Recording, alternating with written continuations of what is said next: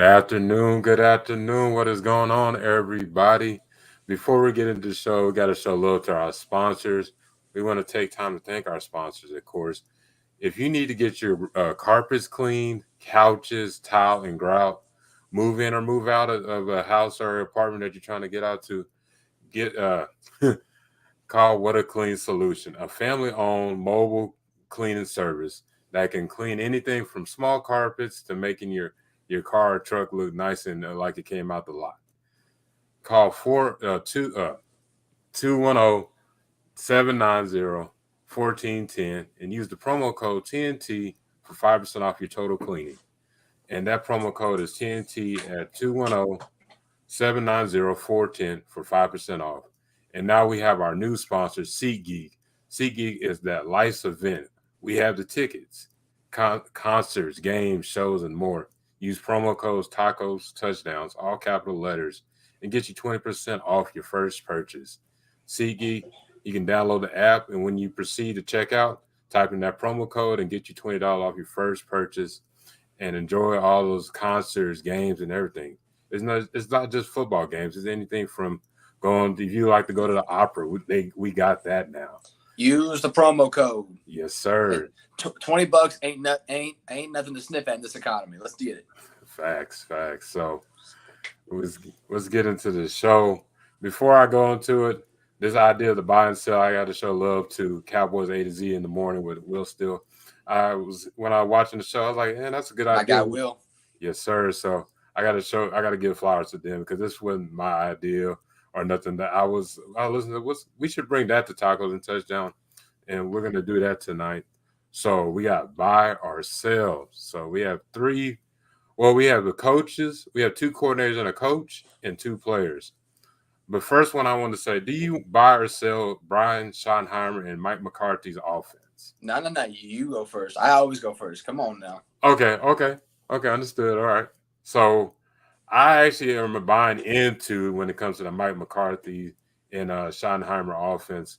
Even though we have Mike McCarthy's going to be taking over the plays, Schottenheimer's kind of like more like the general manager, like if you had a job and you know the boss right there. He's basically going to be the guy in the booth and when he's seeing what's going on in the game.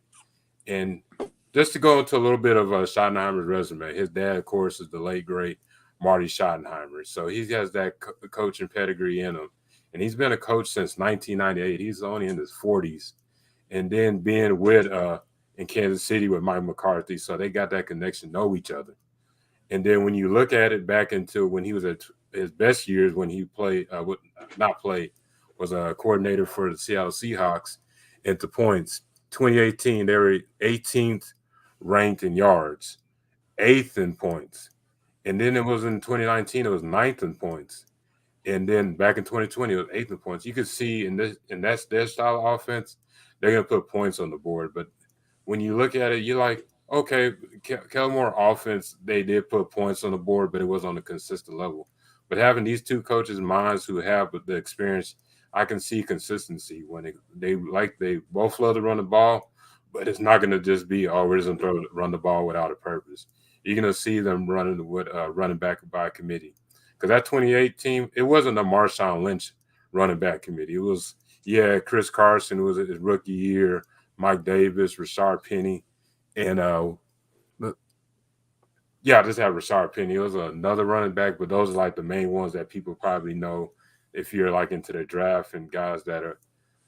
But I just see them running the ball well and doing and utilizing the passing game because they got three receivers. You got Cooks, Lamb, you got Gallup, and then hopefully you see those emergencies of Simi Fioco and a Jalen Tolbert stepping up, and then you got the tight end and the quadruplets. If you've seen that pitch, they all four look alike in a way, and then it just like you just see this. I just see this offense. They're going to utilize what their strengths instead of just this is the play, y'all go with it. No, it's going to be more like we're going to simplify it. We're going to utilize your strengths, and that's why I'm buying into this offense. Now, are you asking me if I'm buying into the offense or I'm buying into Schottenheimer? Let's go into the buying to Schottenheimer. Nah, I'm selling Schottenheimer only because I don't really buy into him being the actual OC. I think I he get you. is like, sort of what you said. He's gonna be the offensive implementer. He ain't gonna be the play caller. And Yeah. the play caller is the most important factor you can have with your quarterback and with your offense. The Cowboys in the last couple of years with Mike McCarthy, when Dak Prescott's been on the field, have had I believe near the top, or if not the top overall offense in that time span in the games which Dak Prescott's played in. With Schottenheimer, you mentioned those 3 years from 2018 to 2019 to 2020. Those were still three of Russell Wilson's best seasons in Seattle. Outside of that, he's been kind of a mediocre play caller at that. Yeah. And again, when he comes over to the Cowboys, it's harder to replace Kellen Moore, who I may had issue with because I didn't think he was that good at adapting to the games in which they were down. It felt like a lot of times they needed Dak to play hero ball in those games, but Kellen Moore very much could get you a lead. He could score you points. And he knew how to take advantage of the defects on the defense. I don't know how well McCarthy's offense, because it is going to be his offense, is going to be able to scheme guys open, because Dak is very much a quarterback who relies on his receivers to get open, and that ain't a slight. Most quarterbacks rely on their receivers to get open, especially the route technicians. CeeDee Lamb is a route technician. Brandon Cooks isn't necessarily a route technician, but he is a separator. He knows how to separate. And Michael Gallup can separate, but he's also probably the most effective player in one-on-one situations. I do wonder just how much they actually will run the ball, because we heard all offseason they want to run the ball more. They want to take pressure off of Dak, which is fine. I do wonder, though, how much they can do that with Tony Pollard coming off an ankle injury. They have people like Ronald Jones and Malik Davis, who I don't really know which one of them is going to make the team. And then you got Deuce Vaughn, who's going to be really more of a gadget guy his first year. Don't expect him to be a between the numbers kind of runner. He'll be an outside guy, a guy you play on the slot. I would buy the offense. I don't buy the offensive coordinator. At least not in the sense that he is the actual coordinator, if that makes sense. Yeah, they put that. They said, like how you were saying, Mike McCarthy's gonna be calling the offense. He just gonna implement it in there, and I definitely understand that. So my number 2 is: do you believe that Jake Ferguson is tight end number 1? I know I already tweeted this out. Sorry, I have to jump this one just because I've been a Jake Ferguson fan of his for years. I said just a couple of days ago that I believe by the end of the year he will be a top 5 tight end in the NFC and a top 10 overall tight end in the league. We saw that last year he was their best overall blocking tight end when they ran 12 and 13 personnel. You can go look at the numbers. He had the highest success rate in run blocking, more than Dalton Schultz, who had an improved year supposed to the year before, but was still much more effective against the run. We also saw instances in which we saw his playmaking ability. Just go back and look at the Giants game, which he hurdled over. I can't remember the safety's name. I think that was Julian Love, but I don't. Yeah, it was Love. I appreciate. Yeah, and that got a little revenge for the Dak tackle.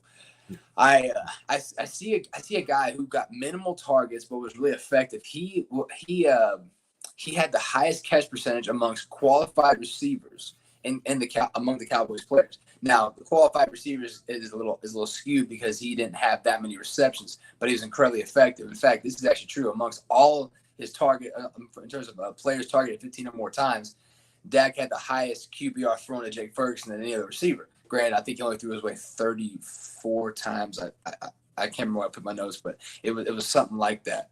But Jake Ferguson and Dak already had an early connection. Now with Ferguson coming in, I believe he's the top tight end consideration because I think he's a better blocker than Hendershot. I think he's a better receiver than McKeon, however you want to pronounce his name. I think he's a more developed all-around player than Schoonmaker, who I think people think has upside, but he has the high ankle sprain. We'll see what he looks like once he gets to training camp, comes off the boot.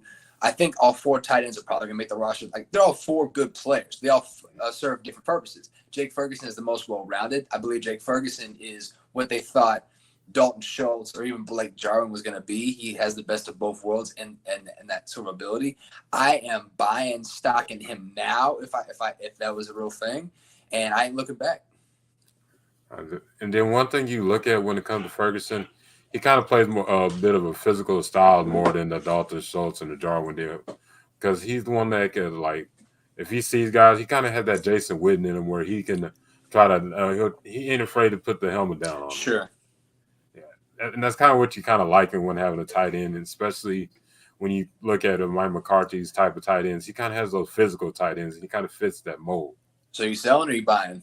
I'm buying into it. Yeah, you gave the reasons. You didn't tell me whether you were selling or Oh, buying. I was getting to it. I was Man, when you go to the bank, you put up, tell them what you want and then put the money down. I get you. I get you, sir. So our next one on buy and sell is: do you believe that Simi Fehoko or Jalen Tolbert is wide receiver 4? Okay, are you It's asking me to pick? Are you asking me to pick, or are you saying I'm am I asking you buying? to, like, do you if it, I would say either one. Which one do you think would be receiver 4? Okay, so this isn't a buy or sell. This is one who I think is more of a who is the Yeah, better receiver. yeah. I believe Jalen Tolbert has the higher upside. I'm liking what I'm seeing, especially at reports from training camp. A friend of mine who works at the Star, but I don't want to name drop without them Oh actually no, being you're good. here, saw really good things from Jalen Tolbert in those practices. I think last year was a wake up call. They needed him to step up. They had no one else. Michael Gallup was coming off an injury. Noah Brown was wide receiver too. We talked about this last week. Yeah. Their top target receivers, their best ones, were CeeDee Lamb, Dalton Schultz, and T.Y. Hilton once they signed him towards the end of the season. That was their best options. They needed Jalen Tolbert. He didn't produce. I think he had one catch, right? One catch. It was minuscule, 15 yards. It was 12 almost 15. nothing.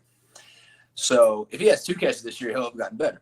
But so Simi Fehoko is someone who I said when he was drafted, I think he should switch to tight end because he has a solid frame, 6'4", 220. I think you put on weight, you can make the transition. But because I also think he has a limited route tree. He can run post routes, go routes, and if you need to, pretty much anything that goes beyond 10 yards, he's able to run. He does not have a clear, defined route run ability. He's much more of a ball in his hands kind of guy, get open kind of guy. But injuries and the lack of development has really hurt him. And then going to his year 3, I don't think he's a lock to make the roster. I know Patrick No-C Walker, a guy who I'm a big fan of, got a big admirer of, said that he was the clear wide receiver 4 coming out of camp. So I'm going to take him at his word.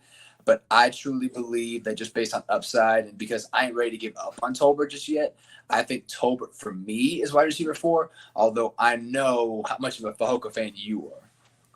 Oh, you talking about Tolbert? Mm-hmm. Oh yeah, and one thing you also with Tolbert, he's actually like during the all season, he was working with. Well, it's still the all season working with Dak and stuff, trying to build that connection. When he was a rookie, and now going into this season, because he was over at Dak Field, you see pictures and everything. Mm-hmm. I don't have like all the 411 when it comes to that, but Mm-hmm. just kind of based on just putting 2 and 2 together, I think he's trying to put that, and then going back to the school, just trying to get that confidence back in him, because I feel like he was just low on the confidence when it comes to going to NFL's first year, and I think that I honestly just think he will be wide receiver 4. I may be wrong, but You agree? You've been pretty high on Fehoko. I thought you would go with Fehoko. I don't know. I'm going with Tolbert on that. I just see more upside when it comes to Tolbert. I'm buying into Tolbert. Gotcha. You're copying me. I got you. Copy paste. I got you. I'm just messing. No, I mean, you and I both agree that like Fehoko, we've seen nothing from him that would at this point that indicate us giving him a reason, the benefit of the doubt. He's 2 years in now. Tolbert didn't give us nothing last year, but you usually can forgive someone for a bad rookie season. If he does it again this year, then they move on. I think people want him to be the next Cedric Wilson or even better, but he's got a long way to go. Yeah, that's going to take time. Like even in Cedric's first year, he wasn't Cedric Wilson. Well, he was hurt. Yeah, he was hurt. His first year, he played. His second year, he had moments, like you said, but he still had moments. He had more moments than Tolbert did, but he still was like a long way away from being that guy. Yeah, and when it came to Wilson, he added like a little bit of that gadget ability because he was a former quarterback. Yep. And that's a lot of fans. That's why we love Cedric Wilson on the team. Oh, I miss him. Same. So the last one on buy or sell for the offense series this week is the running back committee. Are you buying into the running back committee outside of Tony Pollard? Are you? I've really been thinking about it, and I'm like, when you think about running backs, I think we do have some good running backs. They just didn't have the opportunity like Malik Davis. I'm not buying into the Rico Dowdle. It's just that ACL injury, and thinking he could come back and be that running back too. And you just drafted a Deuce Vaughn and then sign a Ronald Jones. And Ronald Jones is not a clear cut. He's going to be on the team. You may Right. see him on the practice squad because you can't just go back. Oh, he had that really good season back in 2019. Like it's 2019. Yeah, it's last like that. decade. It basically, when it comes to football, that's like last decade. It's like, what can you do for me now? And I think if Malik Davis has that opportunity, he could step up as running back too. And Deuce Vaughn, like you were saying, he's going to be more of that gadget type of player, slowly getting implemented into the offense. Like he's a 6th-round rookie. He's not the biggest guy, but he could play. It just, you don't want to just throw him out there into the wolves too soon. Yeah. So you're buying. It sounds like you're selling. Honestly, I'm selling right now until I see what goes into training camp, to be honest with you. Mine is a little contingent also because I wonder if Dalvin Cook is an option because I know we talked about it. I know reports have been out there that there is interest. You know, Michael Parsons made it clear this week he wants them to go all in this year because you have that feel. Everyone feels like they had this really good team. Jerry Jones talked about it, that if there was a deal out there that can be made, he would go for it because everyone kind of has been brought up this past week about Father Time. And for players, it means different than someone who's an owner in their 80s. And obviously, we don't wish nothing bad on it. It's just like, you know, it's an inevitability. But with when it comes to the running back room, but outside of Tony Pollard, like you said, assuming they don't get Dalvin Cook, it would come down to Deuce Vaughn, who I think right now he should be the favorite as running back too. His name is Deuce, after all. Yeah. I think Malik Davis, Ronald Jones, the winner of that battle is going to win running back 3. I actually think Malik Davis is the better back, and he's also younger, which gives him an edge, especially at running back. And then I think Hunter Lupke, who we'll get to a little bit later in the show, I think he might occupy that 4th spot as a fullback, assuming they go back to a traditional fullback role. Because if the Cowboys keep 4 tight ends, which they've done, the Cowboys love using their tight ends in multiple ways. They might instead opt to use one of them as a fullback because it's hard to justify a fullback and 4 tight ends on the offense because it's just, especially in this day and age. So yeah, I think, you know, I'll be honest, even with Tony Pollard there, I don't know if I'd buy this group just yet. I mean, Tony Pollard's a great player. He was one of the best running backs in the NFC last year, one of the best running backs in the league last year. In terms of per carry yardage, and average value per play, which calculates his receiving ability and his running ability, I think he was actually number 1 in the league, if I remember right. He was either 1 or 2. He and McCaffrey were like right there. Yeah. Which, you know, obviously McCaffrey is like, you know, I think people want Tony Pollard to be. I think even with Pollard there, I don't know if I could buy this group just because I love Deuce Vaughn as a project player who I think who could add value to you this year in moments. I don't think we'll see him really become a true backup or even rotational running back until next year. I think they'll probably trust whoever wins between Jones and Davis as running back 2, unless Cook's an option. Again, that's a big if. I'm going to sell also. It's early. There's still time. I don't really see a whole lot right now to like. I also have questions about the offensive line, if they can even help whoever's at running back, but that's a different topic for a different day. Absolutely. It's just like it's a lot of potential, but there's a lot of unknowns trying to figure out this the running back room, or should we look at, like you were saying, a Dalvin Cook or And if we get to training camp and they look good, then obviously we're wrong. And I like being wrong when I'm down on my team, but we call it like we see it. Yeah, that's what it goes down to. You don't when it comes to that situation, you don't want to be right. You want to be like, okay, they proved me wrong, and I admit to it type of deal. Yeah. So now we're going to our next thing is over or under. So this one kind of sounds a little messed up, but it's just a part of it. I think everyone understands the over under concept. So I wish people would actually comment in the show. I get comments after the fact. I'm sure you probably do too. Do. Oh, I don't agree with that. I don't agree with that.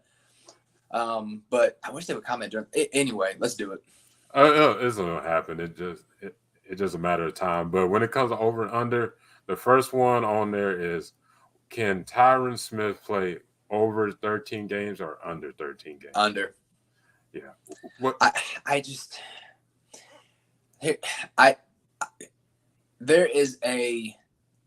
give him a 10% chance he plays all 17 games this year. All right. I'll give him a 10% just to be nice because I understand he's a future Hall of Famer. He's one of maybe the second greatest offensive lineman in Cowboys history, maybe third, depending on like how you are with certain players. Larry Allen to me is the greatest.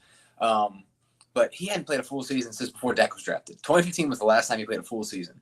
In fact, the last 3 years, he's missed enough total games to equal two full football seasons, whether it's a back, a knee, a thigh, a quad, whatever it is. The Cowboys are kind of like Brokeback Mountain, which means that they can't quit him. They won't quit him, and it's understandable why. They want to be respectful. They're respectful to players like him and Jason Witten and Sean Lee, where they keep these players who are older and more injury riddled than they want to admit, but they need to learn when to let go. And with Tyron, it's just been a long time coming. And if he plays, and this is assuming that he is the starter, right? Because we don't really know what the offensive line is going to look like. Let's assume he's a starting right tackle from the day one. If he plays in 12 games, so he misses 5, plays in 12 games in the regular season, I will consider that an improvement.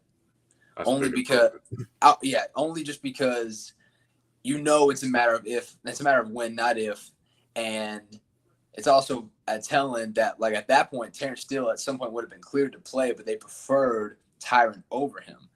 But I'm selling on 13 almost immediately. Yeah, like I'd even be happy if he even does 11, just because the last year was 4, and I think the other one was 2. Mm-hmm. And in 2019 was the most we have seen in a while was 13 games. Mm-hmm. It's like we could have him as a really good swing tackle. He's gonna for him he's probably too good to be a swing tackle, but there's nothing last year told me that he was better a left tackle than Tyler Smith or better a right tackle than Terrence Steele. Yeah, and that is what it is.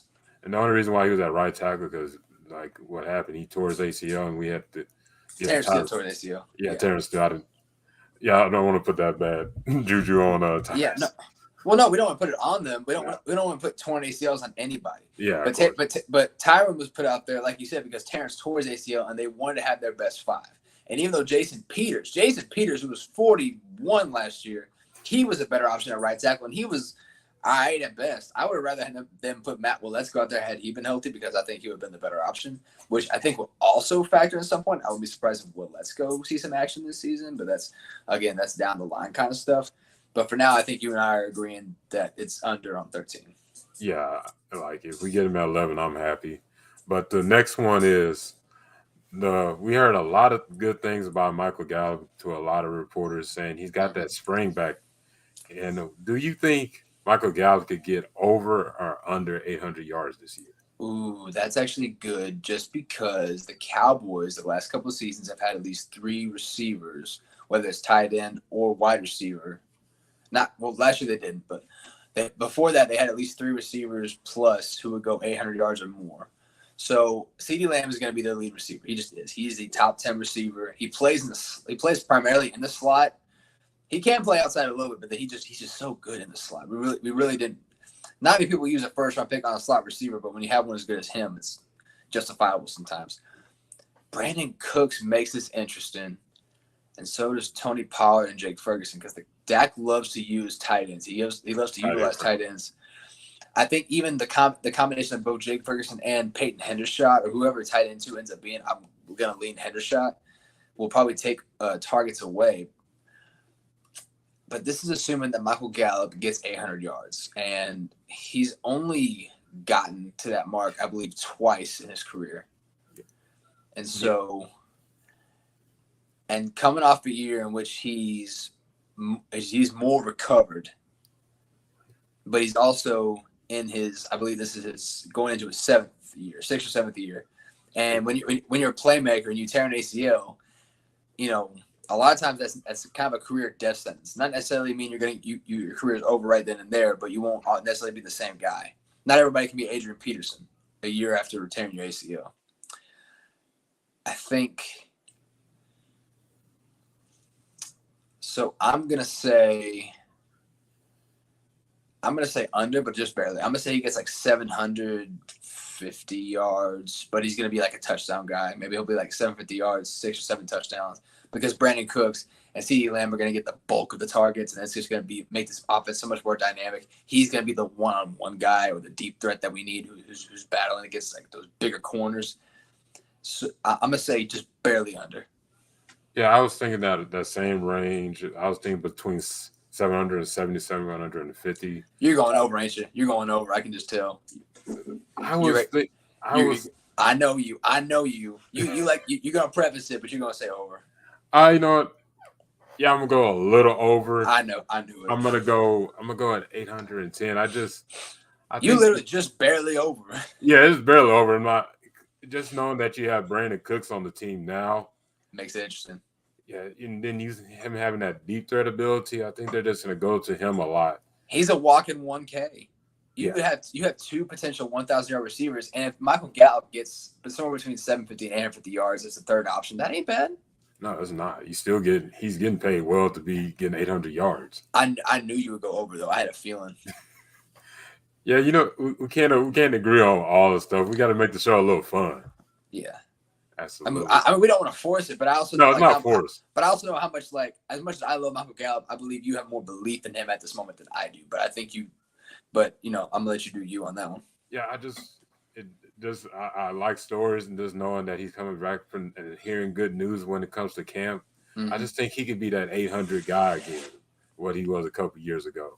That'll work. Yeah. So our next one is, will CeeDee Lamb get that 1,500 yards? Oh, you go first. I got to think on this one because I thought about this before the show and I didn't really come to a conclusion. So you go first on this one. When you look at his stats, he went from 100 to 1,000, I think, his second year, and then last year had over 1,300. I think he just owned that route to get to that 1,500. I think this is going to be the year where he solidifies himself as receiver one and being in that top 5 range of receiving yards.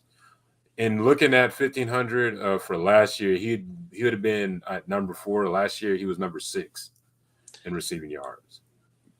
I don't know how many touchdowns he'll get, but I just feel like he's going to get that's like so you're saying 1580. Yeah, I'm going 1580 at most. So if we had brought back last year's receiving core and put it on this year, I would have said yes. What makes this interesting though is Brandon Cooks. The Cowboys have a much more competent, not confident wide receiver too. And Brandon Cooks, like all but 2 years in his career, has gone over 1,000 yards, regardless of who the quarterback is. He's played with some great quarterbacks: Drew Brees, Tom Brady.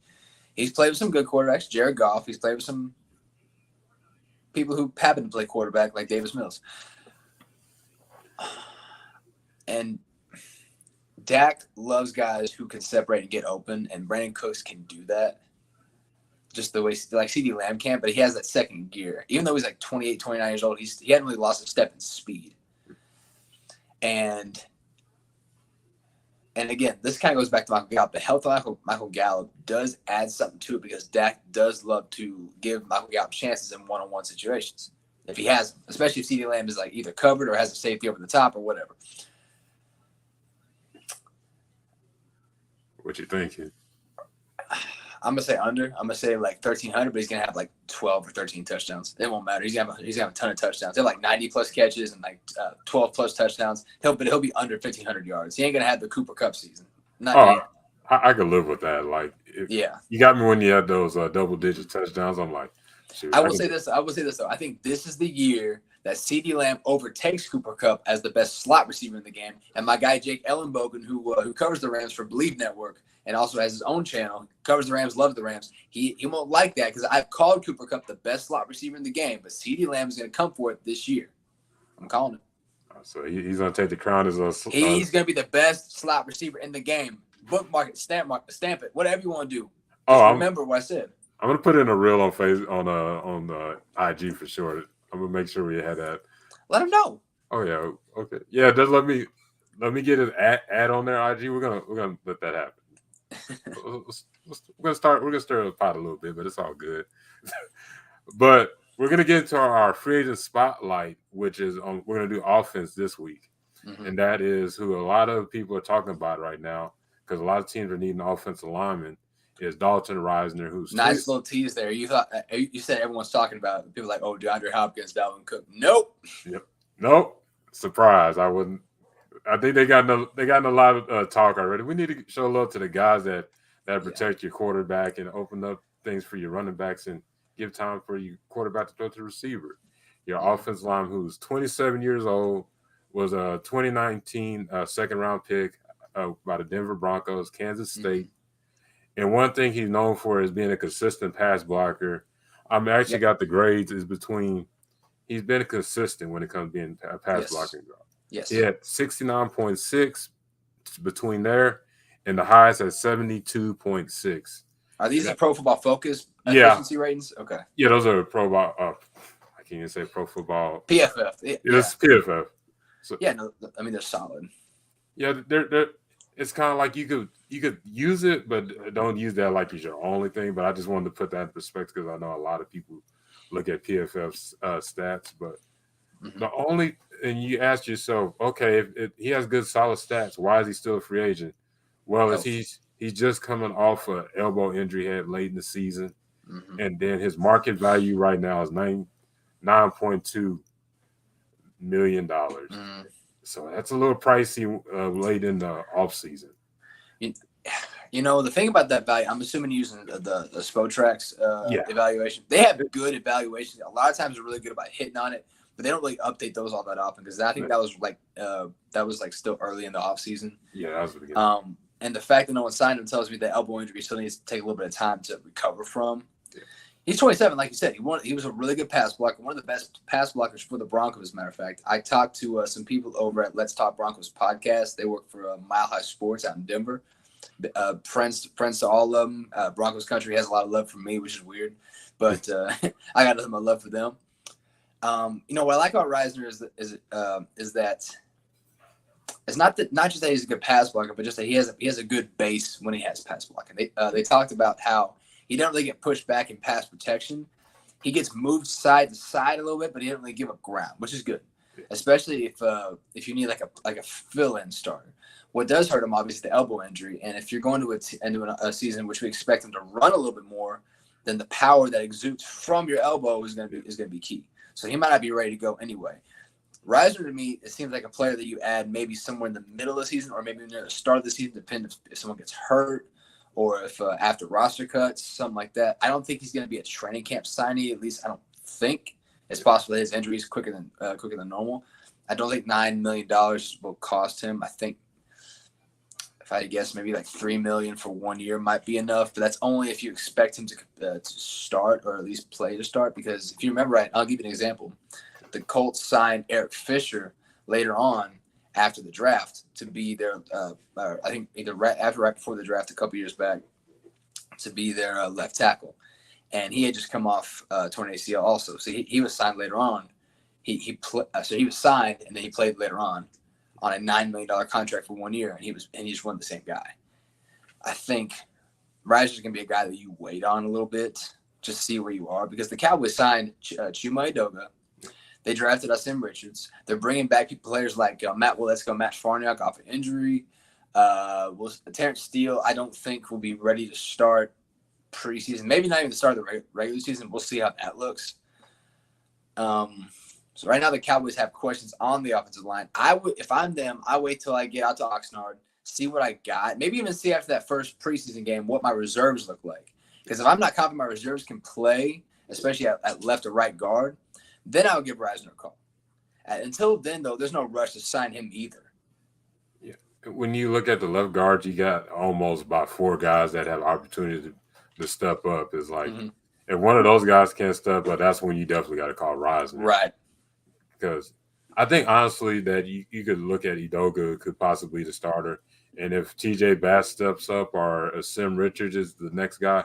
Matt Farniak's getting first-team reps too. Yeah, Matt Farniak as well. And he brings that versatility playing center and guard. So that's another opportunity because when it comes to the Cowboys offensive line, you got to have that versatility to play. You can't just play one spot. You're exactly right. You can't just play one spot. Yeah, because we have players that get hurt and somebody's got to step up instead of signing like we used to do in the past, signing street free agents that Yeah. haven't played for a year or two or were on a practice squad for years. You know what? I'm wrong. You can play one spot if you're the starting center. Other than that, you have to be able to play multiple spots. Yeah, that's one thing is you can if you're a really good center, they'll leave you out there. Like you got Travis Frederick and now Tyler Biadasz is stepping up. Yep. Sir. So we're to our last one, and I just want to build this up. When it comes to the Cowboys, they always find that UDFA gem. We're thinking of Tony Romo's. You're talking about Miles Austin's and many more. And the guy that I'm talking about today is Hunter Lipke, fullback out of North Dakota State University, which is that small school powerhouse up in the big north. Yeah.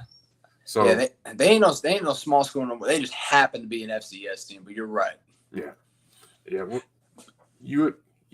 you never really think of North Dakota, but then when you started talking about the players they had in the past, and they just are like that blue collar type of school. They bring.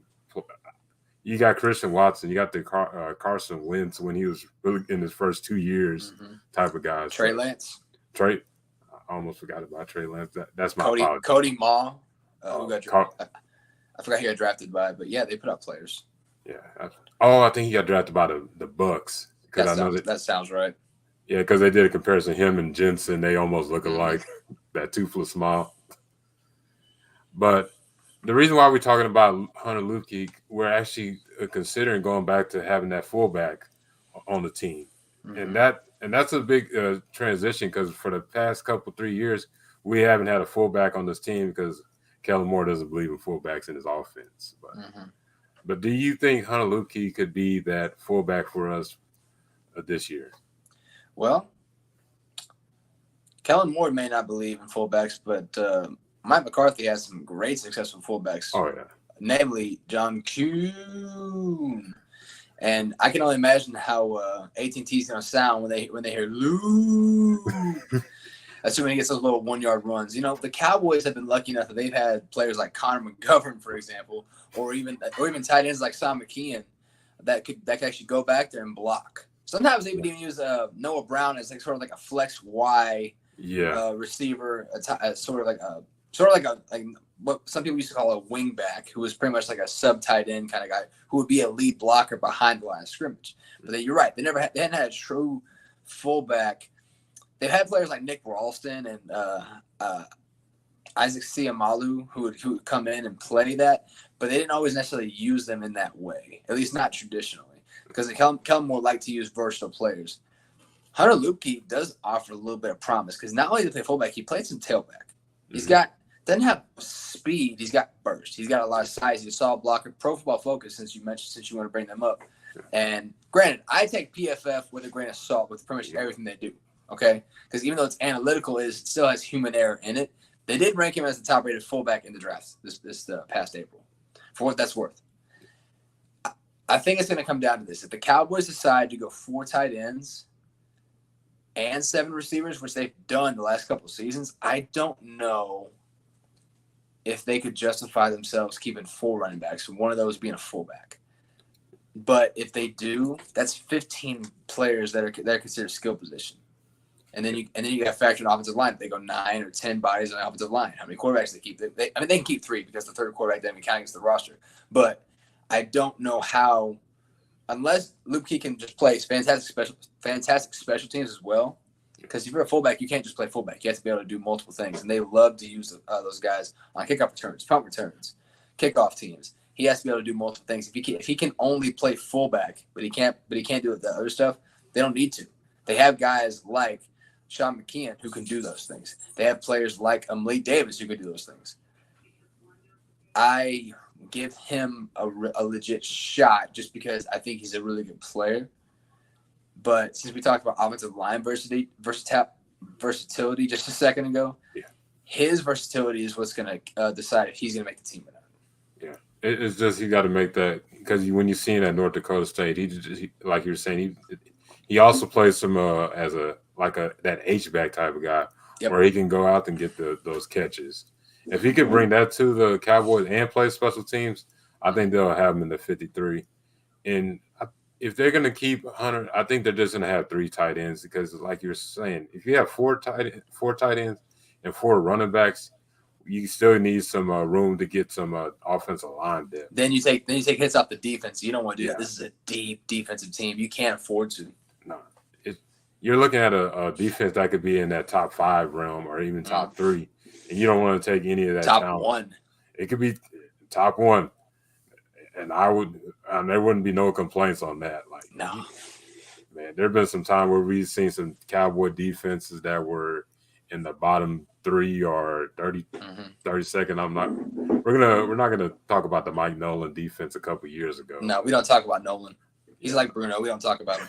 I was about to say But I mean, yeah, that's the thing is like this roster has a lot of really good depth and really good players that if you keep a fullback, a fullback isn't a dying position. Just ain't so popular. Not offenses don't necessarily need a fullback anymore. Yeah. So if he does in fact make the roster, it means he's just that effective on special teams as well as a blocker. If he is, and he just really lights up preseason, then there's no issue why you got to keep him.